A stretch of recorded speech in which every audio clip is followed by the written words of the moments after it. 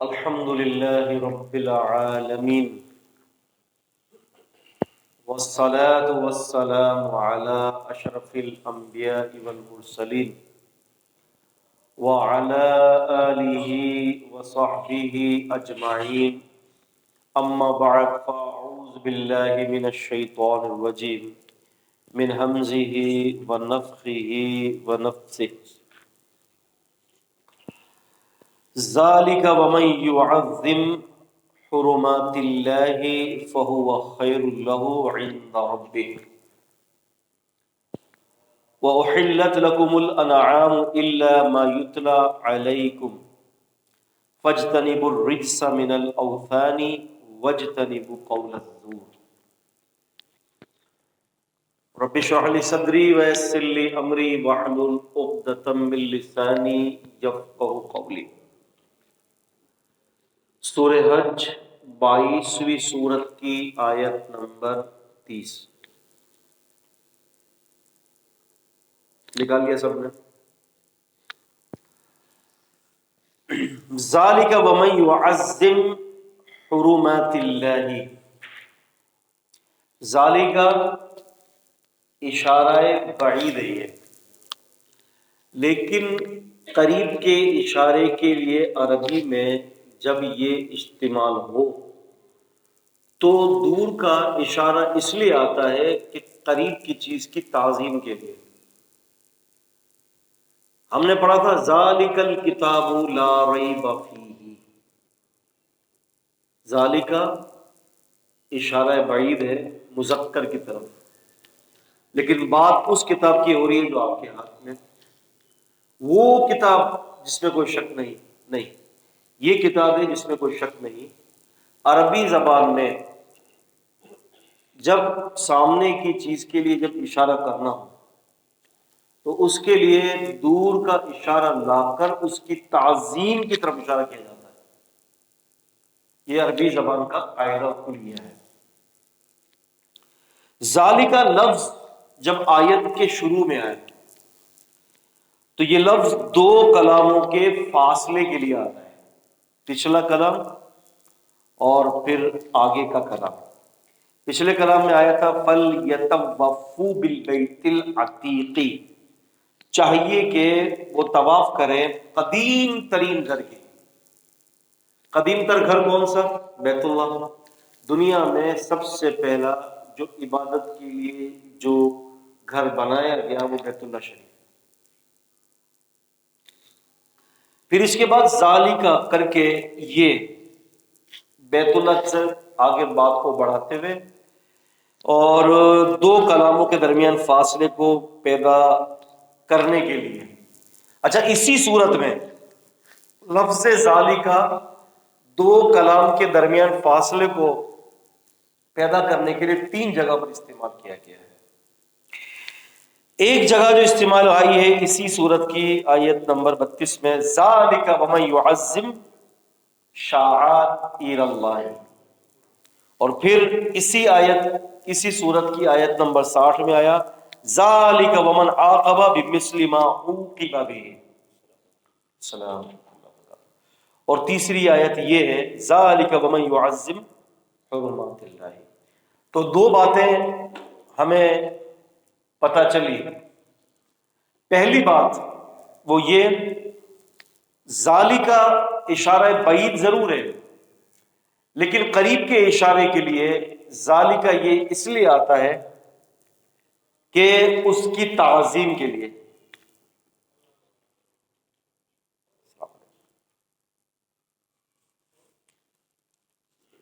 ادھر آ جائے، آنا جگہ ہے، بیٹھے۔ ہمارے 2 بڑے اچھے دوست تشریف لائے ہیں اور یہ بہت ہی دور سے آتے ہیں۔ یہ اتنا لمبا سفر ہے کہ یہ 6 مہینے میں پہنچتے ہیں، زیادہ، لیکن دل میں اتنے ہی قریب ہیں۔ اللہ تعالیٰ ان کا آنا قبول فرمائے، ہم سب کا۔ ان کا آتے ہوئے بڑا اچھا لگا کہ اتنی جلدی سے یہ آ رہے تھے، ایسا لگ رہا تھا کہ ان کو بس خوف تھا کہ کوئی آیت نہ نکل جائے، ایسا ہی اللہ قبول فرمائے۔ وہی بات کہوں گا کہ جو نبی پاک صلی اللہ علیہ وسلم نے ابو بکر رضی اللہ تعالیٰ عنہ کو دیکھا تھا کہ وہ جلدی جلدی نماز میں ملے، آپ نے فرمایا زادک اللہ حرصا، اللہ تیری لالچ کو اور بڑھائے۔ اللہ تعالیٰ دین کے لیے ہماری لالچوں کو اور بڑھا دے۔ تو ذالکہ سے ایک بات یہ پتہ چلی کہ ذالکہ اشارہ، بھائی یہ سورہ حج کی آیت نمبر 30 نکال لیں، 17واں پارہ ہے اور 22ویں سورت ہے۔ تو پہلا ذالکہ سے ہمیں کیا پتہ چلا کہ ذالکہ اشارہ تو دور کا ہے، لیکن جب یہ کسی قریب کی چیز کے لیے آتا ہے تو کیا فائدہ دیتا ہے؟ اس کی تعظیم کے لیے۔ میں نے مثال دی ذالک الکتاب لا ریب فیہ، یہ قرآن وہ کتاب ہے جس میں کوئی شک نہیں ہے، اگرچہ یہ سامنے ہے لیکن اس کے لیے ذالک وہ اشارہ استعمال کیا گیا، کیوں؟ اس کی تعظیم کو سامنے لانے کے لیے۔ دوسرا فائدہ ذالکہ سے کیا ہمیں پتہ چلا، یہاں سے دو کلاموں کے درمیان فاصلے کے لیے یہ لفظ استعمال ہوتا ہے عربی میں، ٹھیک ہے۔ یہ ذالکہ کے دو فائدے ہمارے سامنے آ گئے۔ ذالکہ ومن یعظم حرمات اللہ، جو کوئی شخص تعظیم کرے اللہ تعالیٰ کی حرمت کی، اللہ رب العزت کے جو حرمت والے مہینے اس کی تعظیم کرے، بیت اللہ کی تعظیم کرے جو حرمت والے ہیں، اسی طرح سے صفا مروہ کی جو ہے وہ تعظیم کرے، اللہ تعالیٰ کے شعار کی تعظیم کرے۔ شعار آگے آئے گا، شعار کیا چیز ہوتی ہے؟ شعار یہ ہوتا ہے کہ جب کوئی اونٹ یا قربانی کا جانور جب وہ اپنی جگہ سے بیت اللہ میں جاتا ہے نا، اور اس لیے جاتا ہے کہ اس کو حج کے ایام میں نہر کرنا ہوتا ہے، تو اس کی کوہان کے دائیں طرف، اس کی کوہان کے دائیں طرف چھری مار کر اس کا خون نکالا جاتا ہے اور اس کی کوہان پر خون کو جو ہے وہ پھیلا دیا جاتا ہے۔ وہ اس لیے کہ لوگوں کو پتہ چل جائے کہ یہ وہ جانور ہے کہ جو ہدی ہے، جو قربانی ہے، جو آگے جا کر بیت اللہ کے اندر اللہ کے نام پر قربان ہونے والا ہے۔ تو پھر لوگ اس کی تعظیم کرتے تھے، لوگ پھر اس کی تعظیم کرتے تھے۔ بعض روایت سے یوں بھی پتہ چلتا ہے کہ ایک دفعہ ایک سواری قربانی کی نبی علیہ السلام کے سامنے آئی، تو ایک آدمی اس کو لے کے جا رہا تھا، تو اللہ کے رسول صلی اللہ علیہ وسلم نے فرمایا کہ بھائی اس پہ سوار ہو جاؤ۔ تو اس نے کہا کہ اللہ کے رسول یہ قربانی کا ہے۔ آپ نے فرمایا بھائی اس پر سوار ہو جاؤ۔ اس نے پھر یہ بات کہی کہ اللہ کے رسول یہ قربانی کا جانور ہے۔ تو لوگ تعظیم کی وجہ سے اس کے اوپر سوار نہیں ہوتے تھے، لیکن قربانی کے جانور پر سوار ہونا نبی کریم صلی اللہ علیہ وسلم کی طرف سے اس کی اجازت ہے۔ تو شعار یہ ہے جو میں نے ابھی آپ کو بتایا کہ اس کے کوہان پر چھری مار کر اس کا خون نکال کر اس کو خون آلود کر دیا جاتا ہے اس کی کوہان کو، تاکہ جب یہ جانور جائے، کہیں سے بھی جائے، مدینے سے جائے یا کہیں سے بھی جائے، تو جب لوگ اپنا جانور لے کر جائیں نا تو لوگوں کو پتہ چل جائے کہ بھائی یہ جانور جو ہے نا یہ قربانی کا جانور ہے اور اس کی تعظیم آپ نے برقرار رکھنی ہے، اس کی تعظیم آپ نے برقرار رکھنی ہے۔ اور حرمت والے مہینے ہیں، یہ بھی اللہ تعالیٰ کی طرف سے کہ اس کی بھی یہ بھی شعار ہے، اس کی بھی تعظیم کرنی چاہیے۔ یسألونک عن الشہر الحرام قتال فیہ قل قتال فیہ کبیر وصد عن سبیل اللہ وکفر بہ والمسجد الحرام واخراج اہلہ منہ اکبر عند اللہ والفتنة اکبر من القتل لا یزالون یقاتلونکم حتی یردوکم عن دینکم ان استطاعوا ومن یرتد منکم عن دینہ فیمت وهو کافر فاولئک حبطت اعمالهم فی الدنیا والآخرہ واولئک اصحاب النار هم فیہا خالدون۔ یہ سورہ بقرہ سورہ نمبر 2 کی آیت نمبر 216ویں آیت ہے۔ اس میں فرمایا جا رہا ہے کہ یہ آپ صلی اللہ علیہ وسلم سے حرمت والے مہینوں کے بارے میں سوال کرتے تھے، تو کہہ دیجئے اس میں لڑنا کبیرہ گناہ ہے۔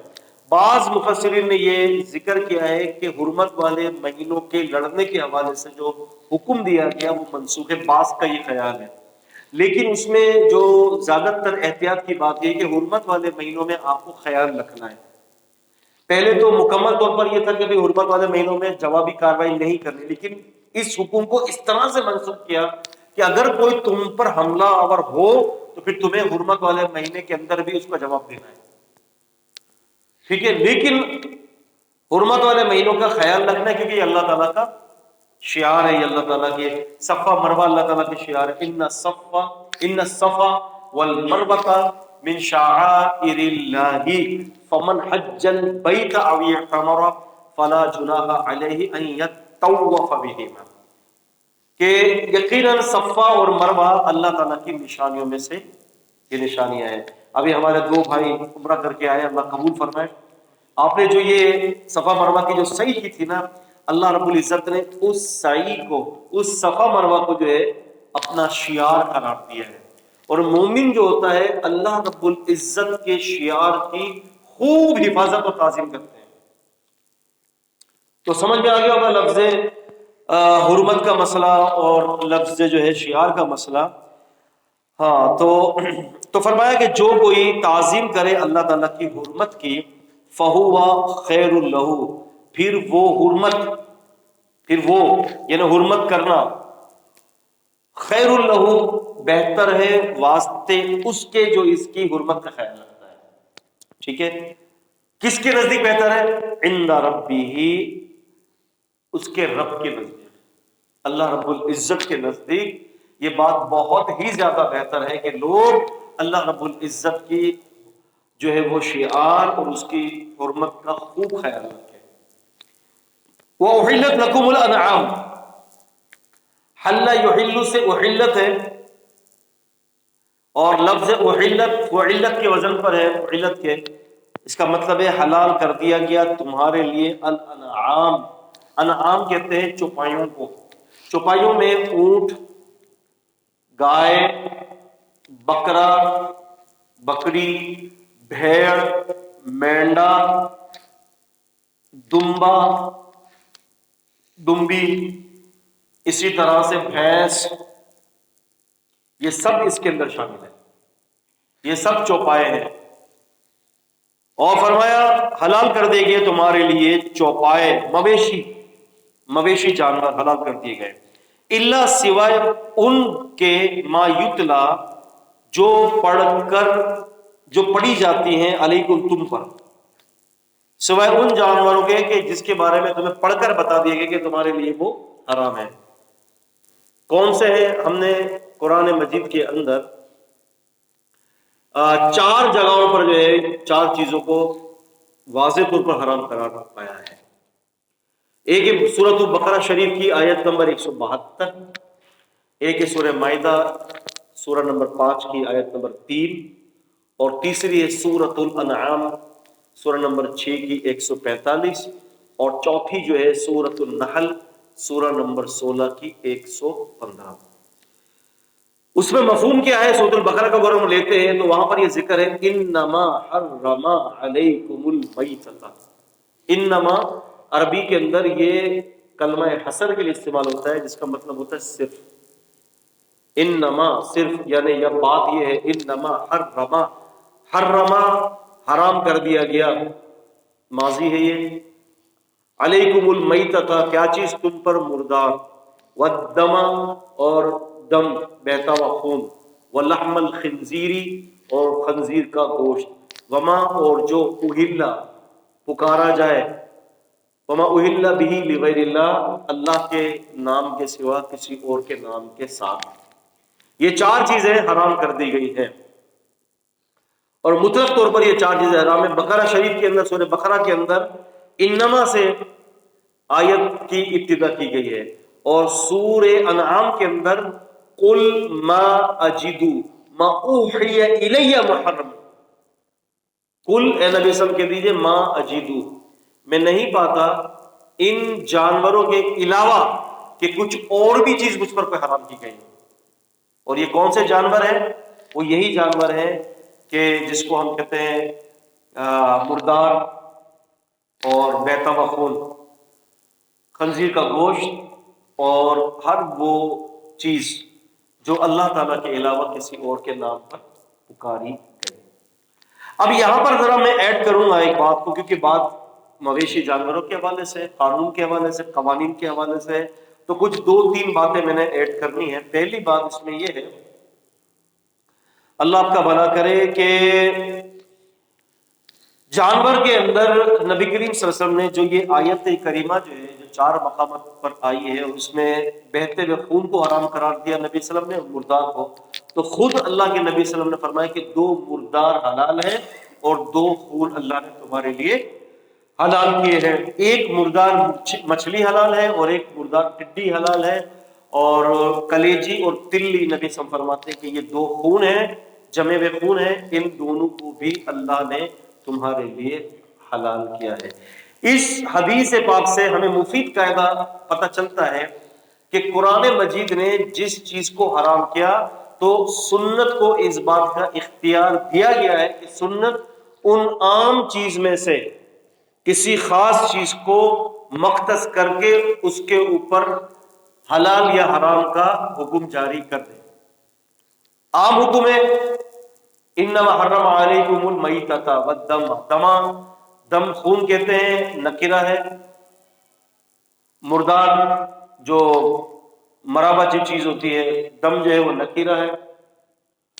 تو عام نکرہ ہے یہ. نبی پاک صلی اللہ علیہ وسلم نے اس میں سے 2 مردار کی تخصیص کر دی اور 2 خون کی تخصیص کر دی. تو اس سے ہمیں یہ حدیث کا حجت ہونا پتہ چلتا ہے کہ حدیث کا حجت ہونا کیا ہے. سمجھ قاری صاحب.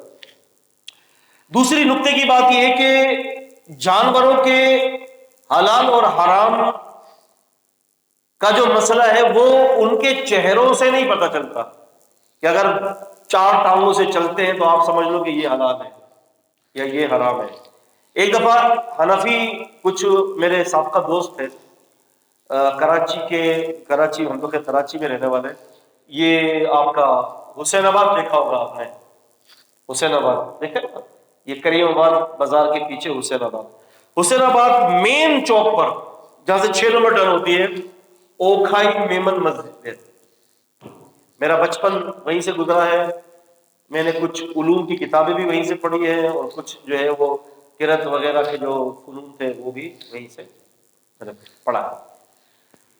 تو وہاں کے ہمارے ساتھ کا ایک لڑکا جو وہاں درس نظامی کر رہا تھا، اوکھائی میمن مسجد کے پیچھے مدرسہ ہے، اس نے مجھے، اس کو جب پتا چلا کہ میں الحمدللہ کتاب اور سنت کی طرف آ گیا ہوں اور میں نے امام ابو حنیفہ رحمہ اللہ کے مذہب کو چھوڑ دیا ہے، تو اس نے مجھے کہا کہ بھینس کے بارے میں کیا خیال ہے تمہارا. مجھے کہنے لگا کہ ثابت کرو کہ بھینس حلال ہے کیا حرام ہے. میں نے کہا تمہارا لا الہ الا اللہ کے بارے میں کیا خیال ہے. میں کہا میں بھینس کے بارے میں بتا دو، تم لا الہ الا اللہ محمد رسول اللہ کے بارے میں بتا دو. کہ کیا مطلب؟ میں نے کہا بھینس کو میں ثابت کروں گا، تم امام ابو حنیفہ سے کلمہ لا الہ الا اللہ کو ثابت کر دو. اگر میں بھینس کو ثابت نہیں کر سکوں گا تو بھینس حرام، اور اگر تم کلمہ ثابت نہیں کر سکتے تو پھر یہ بتا دینا کہ امام ابو حنیفہ اور ان کے والد صاحب کون سے کلمے میں مرے تھے. اب تو معاملہ گرم ہو گیا. اچھا میں بھی نیا تازہ مدرسوں میں لگا تھا. اب وہ اللہ نے جو میرے ذہن میں ڈالا میں نے ان کو بھی لگا دیا. اب تو کیا کہ پورا دنگل ہی لگ گیا اوکھائی میمن مسجد کے اندر. کہنے کہ تمہارے 200 مسائل ہیں اس کو ہم تمہیں گفٹ کریں گے. میں نے کہا بات کی بات ہے، یہ اللہ تعالیٰ کی مہربانی ہے، بچپن سے اللہ پاک نے جو ہے نا دماغ کو جو ہے نا مناظرانہ بنایا. میں نے کہا وہ بات کی بات دیکھیں گے، پہلے ابھی اس کو کلیئر کرو.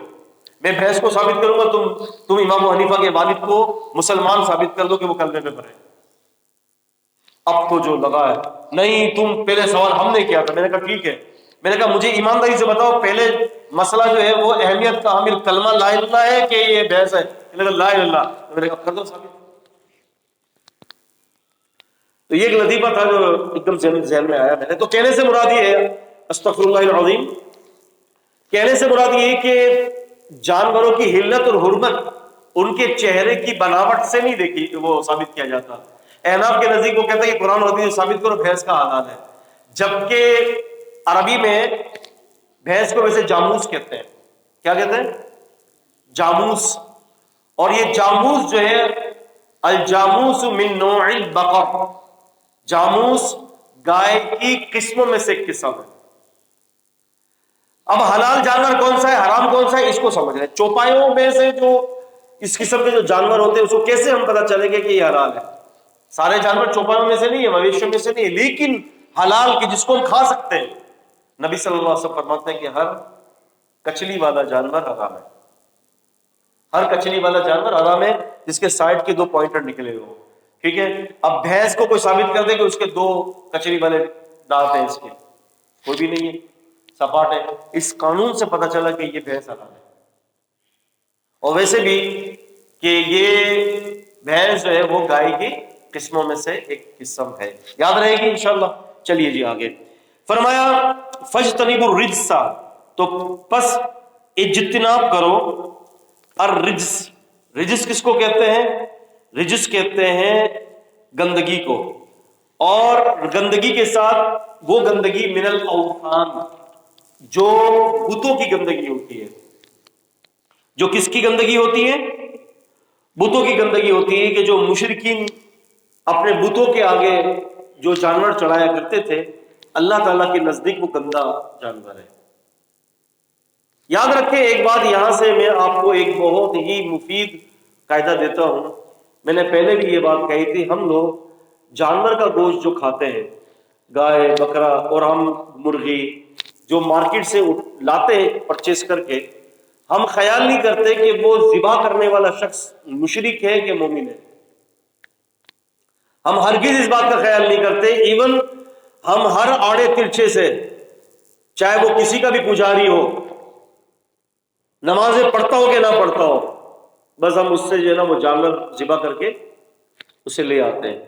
حالانکہ یاد رکھیں، اس بات کو ذہن نشین کر لیں، مشرک کسائیوں کا ذبیحہ حلال نہیں ہے. مشرک عورتوں کا نکاح اور مشرک لوگوں کے ہاتھوں کا ذبیحہ تقریباً دونوں کا حکم سیم ہے. مشرک عورت سے نکاح حرام، ولا تنکحوا المشرکات حتی یؤمنن ولأمة مؤمنة خیر من مشرکۃ ولو اعجبتکم ولا تنکحوا المشرکین حتی یؤمنوا ولعبد مؤمن خیر من مشرک ولو اعجبکم. کہ کوئی آدمی مشرک عورت سے نکاح نہ کرے، اور مشرک عورت سے بہتر وہ لونڈی ہے جو مسلمان ہے، اگرچہ تمہیں وہ مشرک عورت کتنی اچھی کیوں نہ لگے. اور نہ کوئی عورت کوئی مشرک مرد سے نکاح کرے، اگرچہ وہ بھلے تمہیں اچھا لگے، لیکن ایک مسلمان ایک مومن غلام اس مشرک مرد سے بہتر ہے، اگرچہ بھلے تمہیں اچھا لگے. اسی طریقے سے ہمارے یہاں یہ ہیلا اپنایا جاتا ہے کہ جی یہ ان کی جو قربانی ہے نا مسلمان مشرکوں کی، ان کا حکم اہل کتاب کا حکم ہے، جبکہ اس بات کی رتی بھر بھی کوئی دلیل نہیں ہے. کوئی اہل کتاب کا حکم نہیں ہے. مشرک کا ذبیحہ مطلق حرام کر دیا، تخصیص آپ لوگ کر رہے ہو، اللہ اور اس رسول نے تخصیص نہیں کی اس کی. تو بہت خیال کیا کریں اس بات کا، کہ کوشش کیا کریں کہ یا تو جو کسائی ہو، نمازی اور مواعید ہو، تو اس کے ہاتھ کا جانور ذبح کر کے لائیں، ورنہ خود اپنے ہاتھوں سے جانور کو ذبح کریں. ہم انتہائی سوال یہ تھا، جی جانور کے حلال اور حرام ہونے کی شرط یہ ہے کہ اس پر اللہ کا نام لیا جائے. جی تو یہ جو شرط آپ بتا رہے ہیں کہ جو ہے نا وہ بندہ مشرک نہیں ہو، اس شرط کا ذکر کہاں ہے؟ تو اللہ سبحانہ وتعالیٰ نے حلال اور حرام کا ذکر کیا تو وہاں یہ بتایا نا کہ اللہ کا نام لیا جائے تو حلال ہے. اب مشرک اگر اللہ کا نام لے کے حلال کر رہا ہے تو وہ شرط کو تو پورا کر رہا ہے نا. اہل کتاب میں اور مشرکین کے اندر بھی وہ لوگ اللہ کا نام لے کے ہی ذبح کرتے تھے، ٹھیک ہے. تو وہاں پر حرمت کس بات کی تھی؟ مشرکین اگر اللہ کے نام پر ذبح کر رہا ہے تو وہ حرمت کس بات کی ہے؟ اس کا حرام ہونا کس وجہ سے؟ اس کو مختص کر دیا جاتا تھا کہ دراصل اس کے عمل کی شرک کی وجہ سے اس کو جو ہے حرام قرار دیا ہے. اس کے عمل کے شرک کی وجہ سے، اگرچہ وہ اللہ کا نام لے رہا ہے، اللہ تعالیٰ کا نام لیا ہے اس نے. آج بھی اہل کتاب اللہ تعالیٰ کا نام لیتے ہیں، لیکن ان کا ذبیحہ آج کیوں حرام ہے؟ اس لیے کہ اہل کتاب مشرک ہے. کیا اہل کتاب؟ ٹھیک ہے. تو دراصل اس کی اصل قباحت اور علت جو ہے وہ شرک ہے.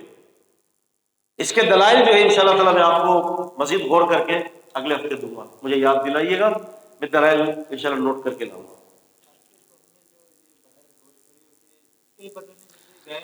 ہاں دیکھیے میں آپ کو بتاؤں عاصم بھائی، بالکل دیکھیے بے نمازی جو ہوتا ہے وہ ہے کیا؟ بے نمازی کا شریعت میں حکم کیا ہے؟ مرتد ہے. مرتد کا ذبیحہ حلال کہاں ہو سکتا ہے؟ ٹھیک ہے، اس کے دلائل موجود ہیں.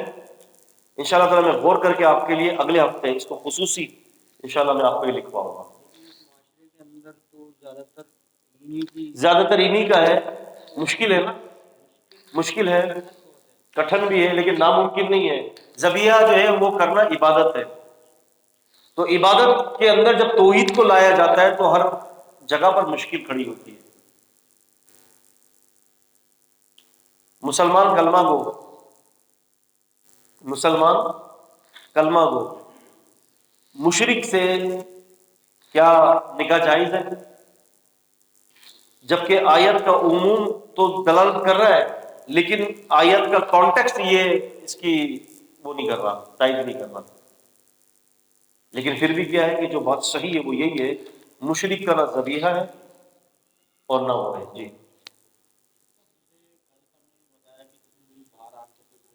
ہاں بالکل، یا پھر اپنے ہاتھوں سے ذبح کریں. میں کیا کرتا ہوں، میں اپنے گھر کے لیے کوئی چیز لینے جاتا ہوں تو میں اپنے ہاتھوں سے ذبح کرتا ہوں. مرغی وغیرہ لینے جاتا ہوں میں اپنے ہاتھوں سے، میں کہا یار دینا. بہت سارے مرغی والے لوگ جو ہے وہ بیچنے والے برا مان جاتے ہیں، کیا میں مسلمان نہیں ہوں؟ میں نے کہا یار میں تمہیں کب کہہ رہا ہوں کہ تم کافر ہو، لیکن مقصد یہ ہے کہ میرا دل چاہتا ہے کہ میں خود ذبح کروں. تو کیا اس میں کوئی قباحت ہے؟ کیا تمہارے یہاں کوئی تختی لگی ہوئی ہے کہ ایسا نہیں ہوگا؟ کہ نہیں ایسا تو نہیں ہے. تو پھر میں نے کہا ذبح کر رہے دو مجھے. ہم لوگ تصاور کا شکار ہو جاتے ہیں. میں بھی بسا ہوگا تصاور کا شکار ہو جاتا ہوں. کہیں دعوت ہوتی ہے کھا لیتے ہیں. کوشش کرنی چاہیے حد الامکان اس کے ہمیں احتیاط کرنی چاہیے. عذر تو سب کے پاس ہی ہیں، مجبوریاں بھی ہیں، یار ہم کیا کریں کیا نہ کریں.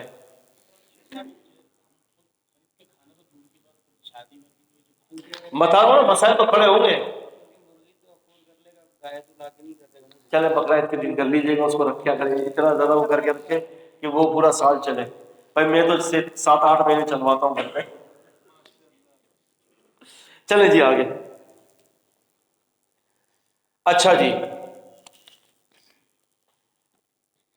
تو فرمایا وہ احلت لکم الانعام الا ما یتلی علیکم، تو تمہارے لیے حلال کر دی گئی ہیں جو تم چوپائے ہیں، اور سوائے وہ جو تم پر پڑھ کر سنایا گیا کہ کون کون سے جانور تمہارے لیے حرام ہے.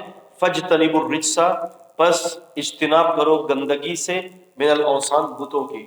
لوگ بتوں کے نام جانوروں کو رکھ دیا کرتے تھے. اللہ رب العزت نے عقیدے کو بھی گندگی قرار دیا اور اس ذبیحے کو بھی گندگی قرار دیا ہے.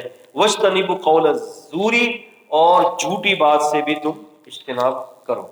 حنفاء للہ، حنفاء، یہ آپ دیکھ رہے ہیں حنفاء. اب یہ گرامر کا مسئلہ ہے، حمزہ کے اوپر دیکھ رہے ہیں آپ نصب ہے، زبر ہے. یہ دراصل اس کا نصب اس لیے ہے کہ اجتنبو کی ضمیر سے یہ حال ہونے کی وجہ سے یہ جو ہے وہ اس کے حمزہ کے اوپر جو ہے وہ زبر آیا. یہ آپ کو سمجھ میں نہیں آئے گا، یہ بہت مشکل قاعدہ ہے. نہیں آ رہا نا بس، لیکن میں نے اس لیے بتا دی کہ شاید ہو سکتا ہے کہ جو لوگ یہ پروگرام دیکھیں شاید ان میں سے کوئی بندہ صاحب علم ہو اس حوالے سے گرامرلی طور پر. تو اس کے لیے میں یہ کہہ رہا ہوں کہ حنفاء پر نصب اجتنبو کے سے حال ہونے کی وجہ سے یہ ہو سکتا ہے. فرمایا حنفاء اس حال میں کہ اللہ کی ایک طرف ہونے والے ہوں، ایک طرف اللہ تعالیٰ کی طرف ہونے والے ہوں، غیر مشرکین بھی، اور اس کے ساتھ کسی کو شریک کرنے والے نہ ہوں. اور ومن یشرک باللہ، اور جس نے بھی شرک کیا اللہ کے ساتھ، فکأنما، پس گویا کہ وہ، خر یخر، اس کا مطلب ہے گرنا، وہ گرتا ہے یا وہ گر گیا. خر ماضی ہے، یخر، خر یخر سے نکلا ہے، خر ماضی، وہ گرا من السماء، آسمان سے. کیوں کہ جب کوئی بندہ توحید کے اوپر عمل کرتا ہے تو توحید اس کو آسمان کی بلندیوں پہ لے جاتی ہے. کیا لے جاتی ہے؟ آسمان کی بلندیوں پر، اور جب وہ توحید کو چھوڑتا ہے تو وہ بلندیوں سے ٹپاک کر کے گرتا ہے نیچے. تو فرمایا کہ گویا کہ وہ گرا آسمان سے. فَتَخْتَفُهُ الطَّيْرُ، تختفو اختفا یعنی اچک لے اس کو، الطیر پرندے، کوئی پرندہ، او یا پھر تحوی بھی الرِّیحُ فی مکان صحیح، کہ پھر اسے ہوا کسی دور جگہ پر گرا دے. اوپر سے گرا ہے، بڑے بڑے گدھ آئے اور نوچ دیا اس کو ہوا میں، نام و نشان مٹ گیا. یا پھر ہوا کے جکڑ اتنے تیز چلے، دور کہیں اس کو اٹھا کر پھینک دیا. اور ہوا کے جب جکڑ آسمانوں پر جب چلتے ہیں، اس کی تیزی اور اس کے اندر قوت اتنی ہوتی ہے، اگر وہ اٹھا کر کسی کو چٹان پر مار دینا تو بوٹیاں ہڈیاں چکنا چور ہو جائے، اتنی قوت ہوتی ہے ہوا کے اندر. تو یہ کیا بتایا جا رہا ہے؟ یہ بتایا جا رہا ہے ان لوگوں کے بارے میں کہ جو لوگ اللہ رب العزت کے ساتھ شرک کرتے ہیں، جو اللہ تعالیٰ کے ساتھ شرک کرتے ہیں. اب اگر ہم آیتوں کا کانٹیکس دیکھتے ہیں، پس منظر دیکھتے ہیں، تو جو لوگ اللہ کے نام کے علاوہ کسی اور کے نام پر جانور ذبح کرتے ہیں، یہ دراصل ان کے لیے باتیں ہو رہی ہیں. ساری بتوں کے نام پر ذبح کرتے ہیں. آج ہمارے یہاں عبد القادر جیلانی رحمۃ اللہ علیہ کے نام سے جو ہے وہ 11ویں شریف منائی جاتی ہے نا، بڑی مشہور ہے. 11ویں شریف منائی جاتی ہے، ان کے نام پر چاولوں کو اور گوشت کو، جانوروں کو ذبح کیا جاتا ہے اور یہ لوگوں کو کھلایا جاتا ہے. جب منع کرتے ہیں تو کہتے ہیں کہ جی ہم نے اللہ کے نام پر ذبح کیا ہے. تو شک وہ درست ہوگا؟ پھر نہیں ہوگا. کیوں نہیں ہوگا؟ وما اہل بہ لغیر اللہ، ہر وہ چیز حرام ہے جو اللہ کے علاوہ کسی اور کے نام پر پکاری گئی ہو. تو پکار کیا ہے اس پر؟ عبد القادر جیلانی کی برسی، ان کا 11ویں ان کی، تو پکار آ گئی نا. اب اللہ کا نام بھلے تم لوگ جانور ذبح کرتے ہو تو تمہاری مجبوری ہے، لیکن یہ حرام ہے. تو فرمایا اللہ رب العزت نے فرمایا کہ ذالکا، اب دیکھیں پھر ذالکا، دو کلاموں کے اندر فاصلے کے لیے لفظ ذالکا آیا ہے. یہ اس لیے وَمَن يُعَظِّمْ، اور جو کوئی تعظیم کرے، شعائر اللہ، اللہ کے شعار کی. لفظ شعار جو ہے یہ مفعول بن رہا ہے، تعظیم کرنا فعل، یعظم من جو ہے یہ فاعل ہے. جو تعظیم کرے، یہ من فاعل، یعظم عظم یعظم تعظیم کرنا یہ فعل ہے، اور جس کی تعظیم کی جا رہی ہے شعائر اللہ، را کے اوپر زبر، تو یہ مفعول بنتا ہے. جملہ فعلیہ کے اندر 3 چیزیں ہوتی ہیں، فعل، فاعل اور مفعول. فعل مثال کے طور پر ضرب حامد زیدن، میں ایک مثال دیتا ہوں سب کو. ضرب مارا، مارنا کیا ہے؟ یہ فعل. حامد، حامد نے، کون ہے یہ کون ہو گیا؟ فاعل. زیدن، زید کو مارا، زید کیا بن گیا؟ مفعول.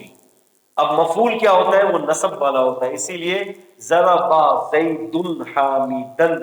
اور اگر حامد مارتا زید کو تو پھر ہوتا ضرب حامد زیدن. تو اسی طرح سے جو ہے شعائر اللہ ہو رہا ہے، را کے اوپر زبر آ رہا ہے، تو اس کا مطلب ہے کہ یہ مفعول بن رہا ہے، اور اللہ کے ہا کے نیچے زیر ہے، تو پتہ چل رہا ہے کہ یہ اس کے شعار کی طرف مضاف بن رہا ہے، یعنی یہ مضاف الیہ کا قاعدہ بن رہا ہے. یہاں پر فرمایا کہ پھر جو کوئی شخص تعظیم کرے اللہ تعالیٰ کی نام کی، ٹھیک ہے، اللہ تعالیٰ کے شعار کی، فَإِنَّهَا مِن تَقْوَى الْقُلُوبِ، تو یقیناً وہ تعظیم کرنا دلوں کے تقوی کے ساتھ مربوط ہے. اللہ تعالیٰ کے نام کی تعظیم کرنا. آپ کو یاد ہوگا کہ صلح حدیبیہ کے موقع پر جب صلح ہوئی تو رسول اللہ صلی اللہ علیہ وسلم نے صلح نامہ لکھوایا. انہوں نے اختلاف کیا تھا کافروں نے کہ یہ جو آپ نے جو خط لکھا ہے نا، ہمیں اس میں اختلاف ہے محمد الرسول اللہ صلی اللہ علیہ وسلم، اس کو مٹا دیں اور محمد بن عبداللہ لکھیں، ہمیں اس پر کوئی اختلاف نہیں ہے. نبی پاک صلی اللہ علیہ وسلم نے سیدنا امیر المومنین علی بن ابی طالب رضی اللہ تعالیٰ عنہ کو فرمایا کہ اے علی یہ جو محمد رسول اللہ ہے نا اس کو مٹا دو اور اس کی جگہ پر جو ہے وہ محمد بن عبداللہ کر دو. تو سیدنا امیر المومنین نے کہا کہ اے اللہ کے رسول یہ مجھ سے نہیں ہوگا.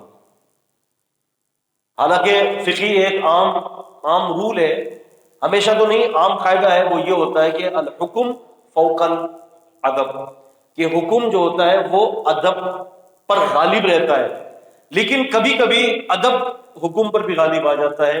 اس کی دلیل یہ امیر المومنین رضی اللہ تعالیٰ عنہ کی یہ حدیث ہے کہ اللہ کے نبی کہہ رہے ہیں کہ اے علی اس کو مٹا دو، لیکن کہہ رہے ہیں کہ اللہ کے رسول اللہ کی قسم یہ کام مجھ سے نہیں ہوگا کہ میں محمد رسول صلی اللہ علیہ وسلم کا نام مٹا دوں، یہ مجھ سے نہیں ہوگا. آپ نے پوچھا اچھا بتاؤ کہاں لکھا ہوا یہ؟ تو انہوں نے بتایا کہ اللہ کے رسول یہ رہا، آپ نے خود اپنے دست مبارک سے محمد رسول صلی اللہ علیہ وسلم کے نام کو جو ہے وہ کاٹا اور اس کے جگہ پر آپ نے محمد بن عبداللہ صلی اللہ علیہ وسلم لکھا. تو وہ کیا تھا سیدنا علی رضی اللہ عنہ کے دل میں کیا تھا؟ وہ اللہ اور اس کے رسول کے نام کی عظمت تھی. کیا تھی وہ؟ عظمت تھی. چلے جی، لکم فیہا منافع الی اجل مسمى ثم محلها الی البیت العتیق، تمہارے لیے ان میں ایک مقررہ وقت تک فائدے ہیں. ثم محلها الی البیت العتیق، پھر ان کے حلال ہونے کی جگہ اس قدیم گھر کی طرف. اب یہاں پر کیا ذکر کیا جا رہا ہے؟ فرمایا فائدوں سے مراد لکم فیہا منافع، اس میں تمہارے لیے فائدے ہیں. فائدوں سے مراد ان کی سواری کرنا. کون سے جانوروں کی؟ جو تم جانور کو بیت اللہ لے جا رہے ہو قربانی کرنے کے لیے. حج کی جو اندر جو قربانی ہوتی ہے، جب آپ حج کی قربانی کر لیں پھر اس کے بعد اپنے بال منڈوا لیں، طواف افاضہ کر لیں، پھر آپ حلال ہو جاتے ہیں. تو فائدوں سے مراد ان کی سواری کرنا، ان کا دودھ پینا، ان سے نسل اور اون حاصل کرنا، اسی طرح ان کے گوبر وغیرہ کو ایندھن یا کھاد کے طور پر استعمال کرنا. مشرکین جس طرح قربانی کا گوشت نہیں کھاتے تھے، اس طرح قربانی کے جانوروں سے اون، دودھ یا سواری وغیرہ کا فائدہ اٹھانا بھی جائز نہیں سمجھتے تھے، لیکن شریعت نے اس سب کو جائز قرار دیا. جو بیت العتیق کی طرف لے جاتے تھے. بیت العتیق کیا ہے؟ عربی میں العتیق کہتے ہیں قدیم گھر کو. کس کو کہتے ہیں؟ قدیم گھر کو کہتے ہیں بیت العتیق. اور یہ قدیم گھر کون سا ہے؟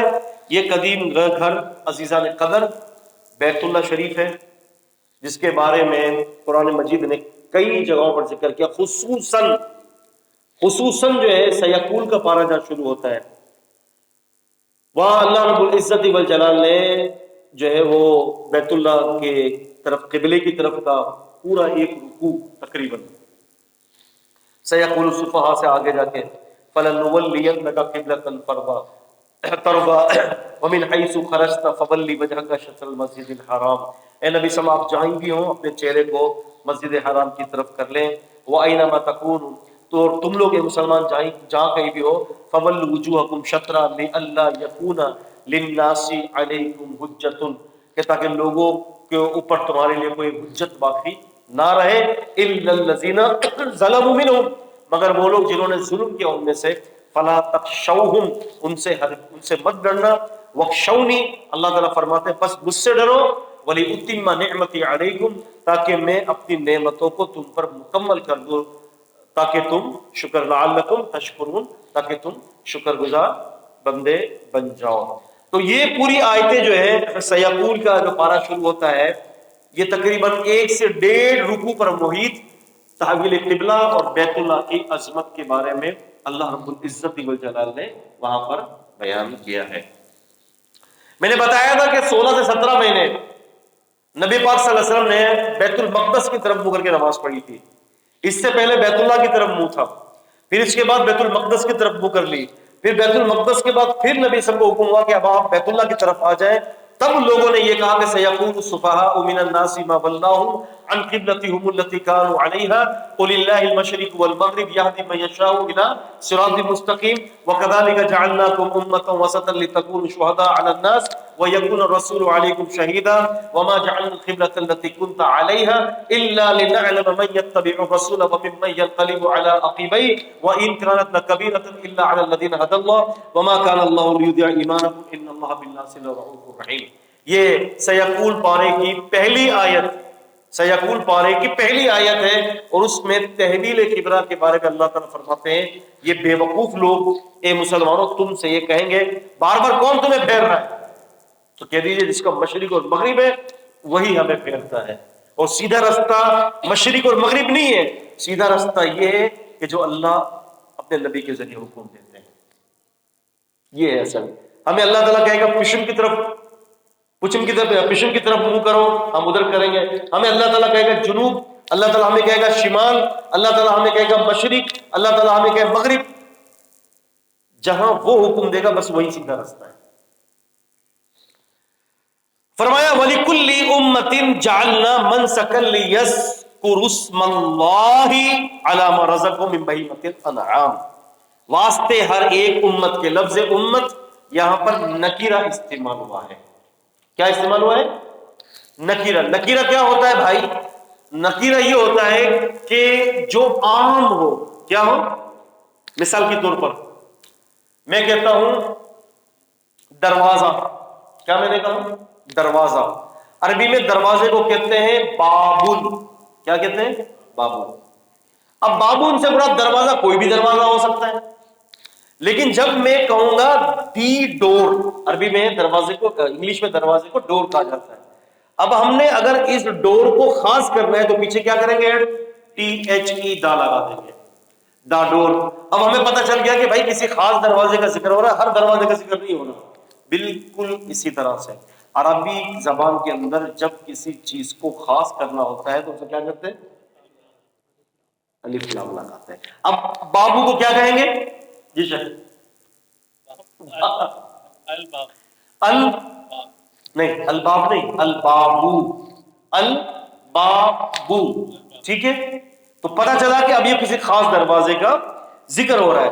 اب اگر ال نہیں لگا ہوا کسی اسم کے اندر تو اس سے پھر وہ پتہ چلتا ہے کہ وہ ایک عام دروازہ ہے، اور عام چیز کو عربی میں نکرہ کہتے ہیں. کیا کہتے ہیں؟ تو اتنی مثال بہت ہے سمجھنے کے لیے. میرے خیال سے سمجھ شریف میں بات آ گئی ہوگی، ہے نا انشاءاللہ. تو پتہ چلتا ہے کہ واسطے، اچھا پھر اس کو نکرہ کے لیے ولی کلی بھی تو آ رہا ہے. واسطے ہر ایک امت کے، جعلنا، جعلا بوزن فعالا، جعلنا بنایا ہم نے ہر ایک امت کے لیے بنایا، یعنی بنانے سے مراد مقرر کیا، منسکن. کیا؟ قربانی کو. نسک کہتے ہیں عربی میں قربانی کو. منسکن اصل میں یہ منسک تھا، منسکن ہو گیا اس لیے کہ یہ مفعول بن رہا ہے یہاں پر. کیسے؟ ایک تو اس کے اوپر زبر آ رہا ہے منسکن، اور ہم نے بنایا ہر ایک امت کے لیے قربانی کو. بنانا فعل، فاعل امت جس کے لیے بنایا، اور یہ مفعول بن رہا ہے.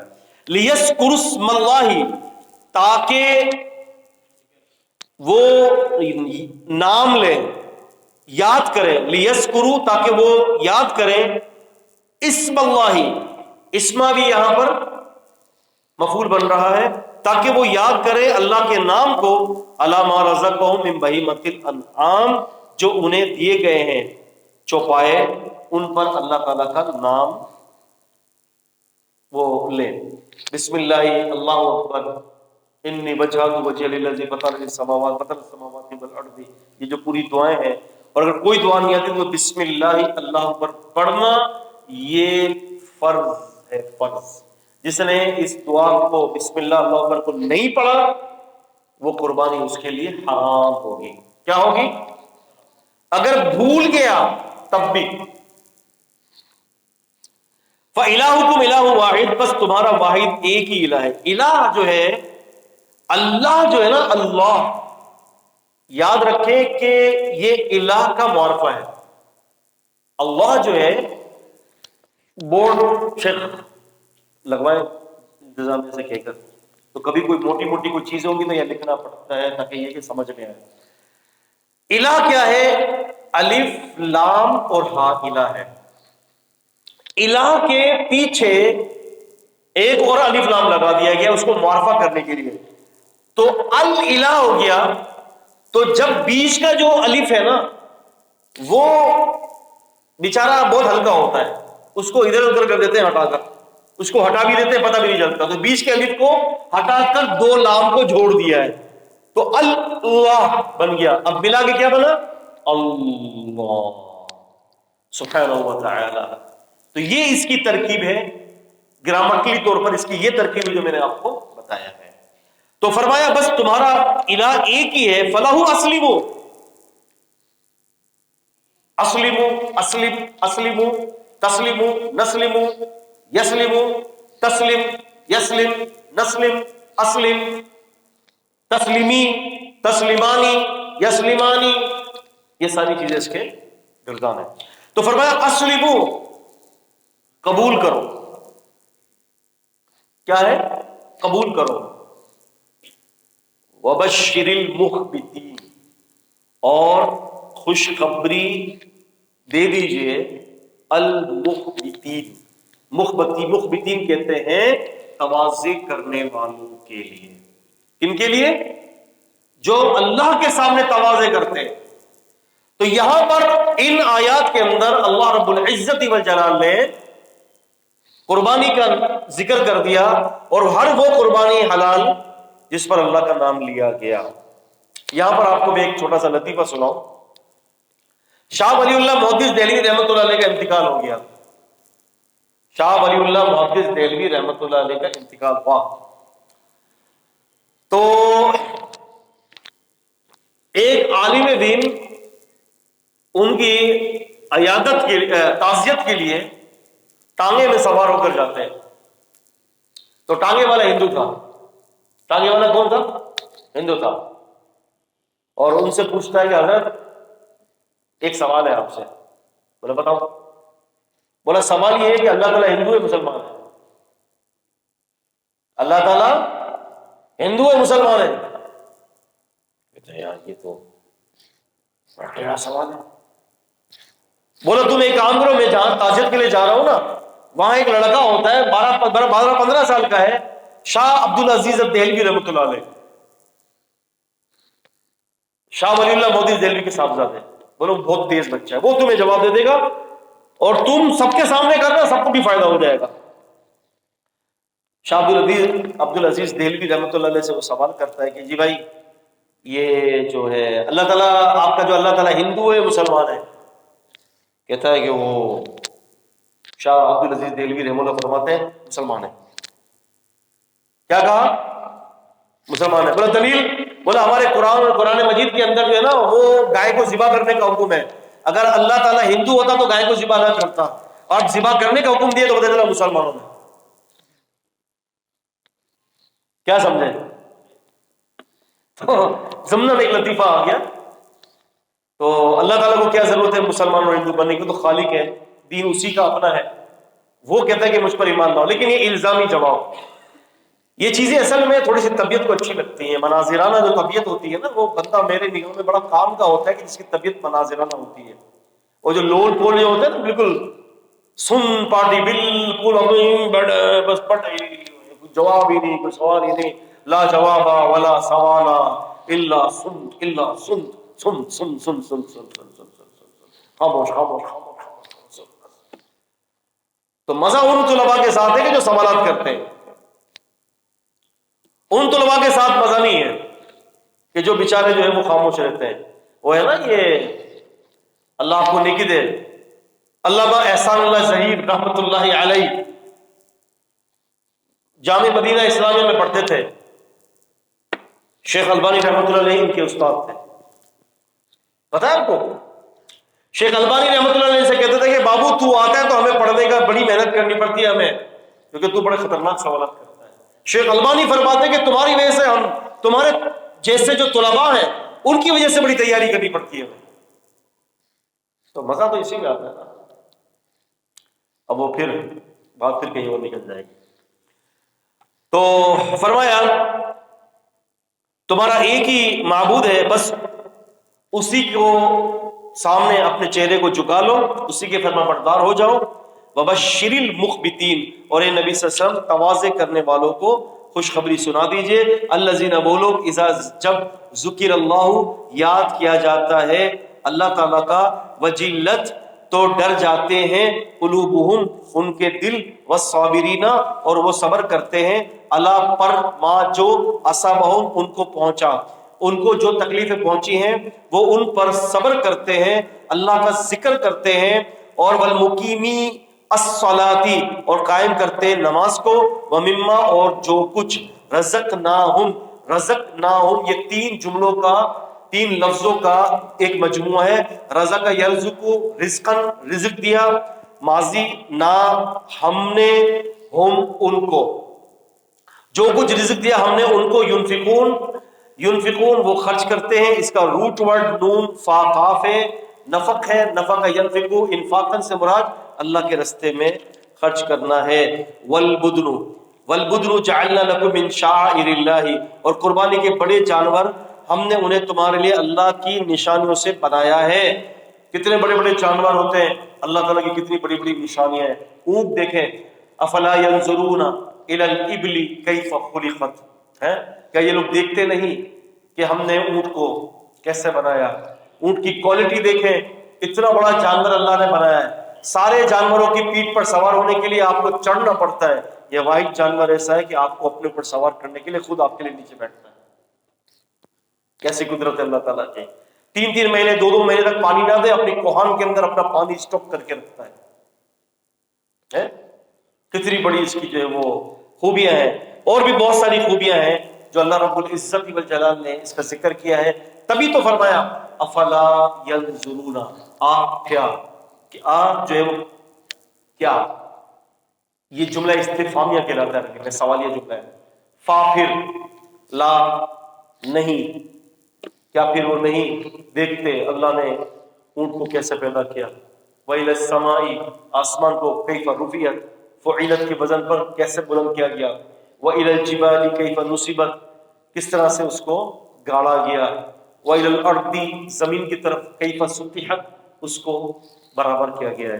یہ سب نشانیاں ہیں اللہ تعالیٰ کی. تو یہاں پر بھی یہ فرما رہے اللہ تعالیٰ وَالْبُدْنَ جَعَلْنَاهَا لَكُم مِّن شَعَائِرِ اللَّهِ، اور قربانی کے بڑے بڑے جانور ہم نے انہیں تمہارے لیے پیدا کیے، اللہ کی نشانیاں بنائی.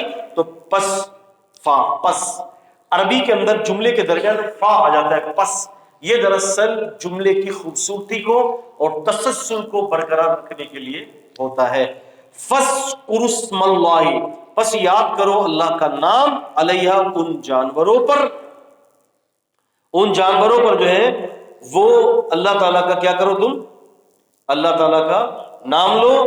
اور صوافا، اس حال میں کہ گھٹنا بندھنے کھڑے ہو جائیں. آپ اونٹ کا گھٹنا باندھتے ہیں نا، گھٹنا باندھنے سے مراد ہے کہ قطار باندھے کھڑے ہوتے ہیں ایک کے بعد ایک قربان ہونے کے لیے. وَإِذَا وَجَبَتْ جُنُوبُهَا فَكُلُوا مِنْهَا وَأَطْعِمُوا الْقَانِعَ وَالْمُعْتَرَّ، اور کھاؤ اور قناعت کرنے والوں کو کھلاؤ اور مانگنے والوں کو بھی. جو قناعت کرنے والے ہیں، لوگوں سے سوال نہیں کرتے، گھر پہ کچھ ہو کہ نہ ہو، ہاتھ ایسے نہیں ہوتا کہ یار مجھے کچھ دے دو، مجھے کچھ کرو. لِلْفُقَرَاءِ الَّذِينَ اُحْصِرُوا فِي سَبِيلِ اللَّهِ لا يستطيعون ضربا في الارض تعرفهم الجاهل اغنياء من التعفف تعرفهم بسيماهم لا يسألون الناس الحافا وما تنفقوا من خير فإن الله به عليم. الذين ينفقون أموالهم بالليل والنهار سرا وعلانية فلهم أجرهم عند ربهم ولا خوف عليهم ولا هم يحزنون. اللہ تعالیٰ فرماتے ہیں کہ وہ لوگ جو غربا ہوتے ہیں، اللہ کے راستے سے روک دیے جاتے ہیں، تو وہ لوگوں کو سوال نہیں کرتے. تو جاہل لوگ اس کو غنی سمجھتے ہیں ان لوگوں کو. تو فرمایا کہ وہ لوگ دراصل ایسے ہوتے ہیں لا يسألون الناس الحافا، جو لوگوں سے چمٹ چمٹ کر سوال نہیں کرتے. تو ایسے لوگ کو اللہ تعالیٰ فرماتے ہیں کہ دو ان لوگوں کو کہ جو لوگ جو ہے قناعت کرنے والے ہوتے ہیں، وَأَطْعِمُوا الْقَانِعَ وَالْمُعْتَرَّ، اور ان کو بھی دو کہ جو مانگنے والے ہوتے ہیں، جو مانگنے والے ہوتے ہیں ان کو بھی دیا جائے. کذالک، اسی طرح سے، سخرناہا، ہم نے مسخر کیا اسے. سخرا یسخرا، اس کا مطلب ہوتا ہے مسخر کرنا. نہ ہم نے، ہا ضمیر جو ہے، اللہ آپ کا بھلا کرے، یہ ہا ضمیر جو ہے قربانی کے جانوروں کی طرف جا رہی ہے، البدن کی طرف جا رہی ہے، کہ یہ بدن کو یعنی ان قربانی کے جانوروں کو ہم نے مسخر کیا تمہارے لیے، لعلکم، تاکہ تم تشکرون، شکر گزار بن جاؤ. آج کی آخری آیت، لن ینال اللہ، ہرگز نہیں. لن، اس کے دو فائدے ذہن میں رکھ لیں. لن کے کتنے فائدے؟ اٹھ جائیں اعظم بھائی. لن کے کتنے فائدے؟ دو فائدے. ایک فائدہ لن کا نہیں کے اندر تاکید کو پیدا کرنا، ایک کام اس کا یہ ہو گیا. سمجھ رہے؟ ہم کہتے ہیں نا، ایک جملہ بولتے ہیں نہیں اور ایک بولتا ہے ہرگز نہیں، تو لن جملے کے اندر ہرگز نہیں کی تاکید کا فائدہ دیتا ہے. دوسرا کام اس کے یہ ہوتا ہے کہ لن جو ہے آگے والے اسم کے اوپر نصب دے دیتا ہے.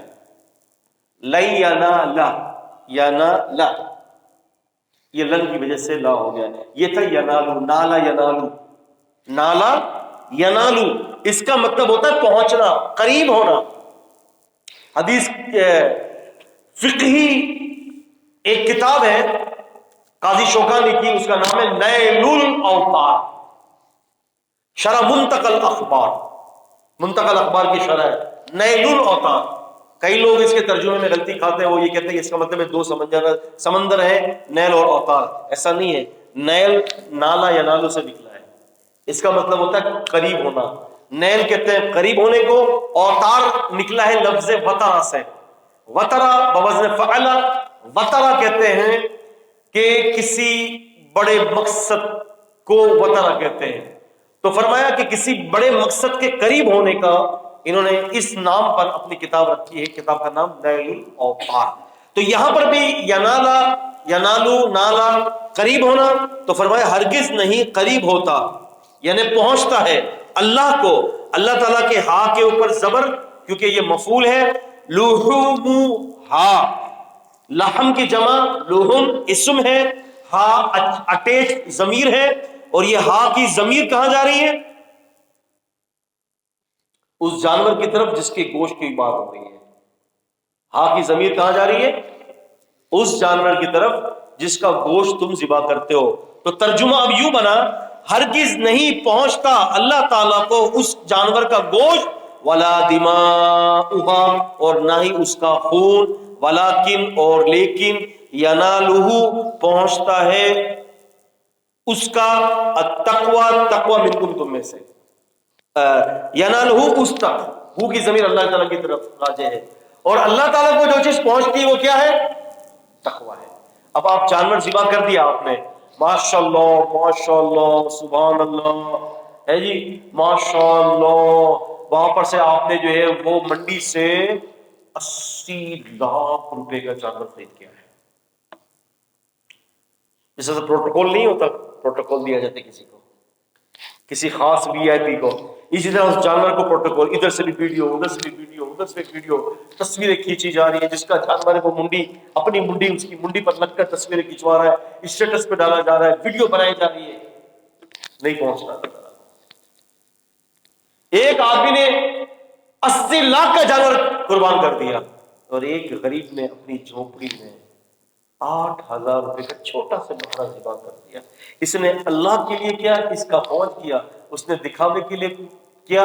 اس کا جو چوری سے اوپر ہی نہیں پہنچ سکا، ادھر ہی مٹی کے اندر دفن کر دیا. تو اللہ کے نزدیک، اللہ رب العزت کے نزدیک کوانٹٹی کوئی حیثیت نہیں رکھتی. کم من فئۃ قلیلۃ غلبت فئۃ کثیرۃ باذن اللہ. بہت ساری چھوٹی چھوٹی جماعتوں کو ہم نے بڑی بڑی جماعتوں کو اوپر غالب کر دیا. کوانٹٹی تو نہیں تھی، بھائی یہ تو تھوڑی جماعت ہٹاؤ، بڑی بڑی جماعتوں کو لاؤ، نہیں۔ تو اللہ تعالیٰ کے نزدیک جو مین جو سب سے بڑی جو چیز ہے نا وہ کیا ہے؟ آپ کا تقویٰ۔ تو فرمایا لیکن اللہ تعالیٰ کی طرف جو چیز پہنچتی ہے وہ تمہارا تقویٰ ہے۔ کذالک، اسی طرح سے، سخرھا، مسخر کیا ہم نے اس جانور کو، لکم تمہارے لیے، لتکبروا اللہ، تاکہ تم تکبیر بیان کرو اللہ کی، علی ما ھداکم، اس چیز کی طرف اس نے جس چیز کی تمہیں ہدایت بخشی ہے، وبشر المحسنین، اور اے نبی صلی اللہ علیہ وسلم آپ محسنین کو جو ہے وہ خوشخبری جو ہے وہ سنا دیجئے۔